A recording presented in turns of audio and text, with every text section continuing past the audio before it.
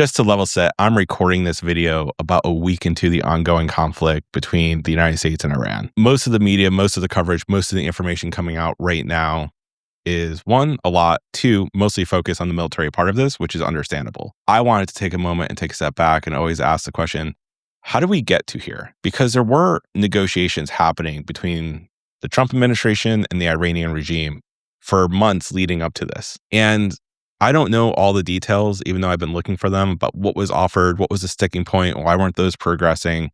But what we know now is that since it led to military actions, those negotiations were not successful. Not sure why yet, but I want to focus on helping everyone understand the difference between how these negotiations typically happen and how the Trump administration approaches it and what that might mean for the rest of us moving forward. So first and foremost, when you're a diplomat and you're going to get charged to try to negotiate some big deal, you have to collect all the information from your own government. You have to get the insight from the Secretary of State of what he or she thinks should be our national interest that we're really pursuing and what's your bounds. If it's a high level enough negotiation, you will get input directly from the president, from other cabinet secretaries. You're the face of the entire United States government, not just the president, even though the president is the CEO of the executive branch, we can call it. But you get a lot of input from a lot of different parts of the government, and you're trying to understand what are we trying to get and how much wiggle room do we have for things that we may not really care about? How much wiggle room do you have for things that we may care a little bit about, but would rather have something else for? You kind of get all of that. And then you go meet with your counterparty from the other country who did the same thing. And in the Iranian side, you definitely have a divide between the more technical bureaucrats who will have a take on what they should be seeking for or looking for, and you will have the sort of clerical or the religious take from the religious leaders in the country. And those two things are not always the same. And so it's complicated from both sides. And then the job of the negotiators is to come together and try to figure out where do you align, where do you not align, what's the best deal you can get for your interests of your country. It's extremely technical. A lot goes into it. And sometimes you'll never get there no matter what. But you have to go there in good faith. You have to be able to go there and be able to actually negotiate a little bit because the other country may want something that you just don't see from your perspective. And you bring that back and it's an ongoing conversation and you're there to represent the entire country. Well, with the Trump administration, one of the things I think is fundamentally different is a very top-down sort of management style where everyone's trying to satisfy what Donald Trump himself wants, not necessarily what everyone across the government thinks that they should want. And that, I think, lends itself to a negotiation style that is much more mirrored over Trump's own personal negotiation style.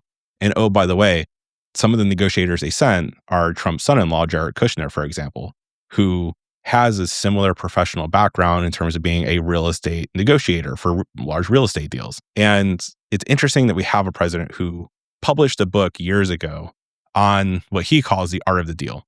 And in this book, which I have because it was part of my reading list for taking a negotiations class in grad school, in this book, Trump and his co-author, who wrote most of the book or all of the book, basically say his entire approach to negotiations is simple.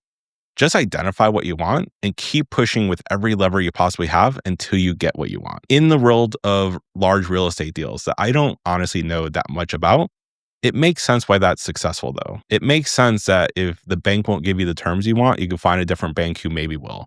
It makes sense that if you can't get the building you want, there's another building down the street, or there's another city with a good building in. You can go find a different deal to go do business with, and maybe at some time in the future, you can come back to the deal you already had. But when you're negotiating with countries don't have that same sort of flexibility. You can't just switch out a different financer, a different interlocutor, a different other form of government usually, just because you don't like the terms they're offering. But when that is your only approach to negotiations, or that's your primary approach to negotiations, then you're going to show up and just lay out your terms and expect the other side to say yes. Now, if you did your work to coerce the other side or set up the overall environment or just know what they were willing to accept, maybe you can get to a deal that way. But more likely than not, in our current international system, the other side can and will say no. And they may have a different risk profile than what you think they do. And that is fundamentally, I think, what happened here.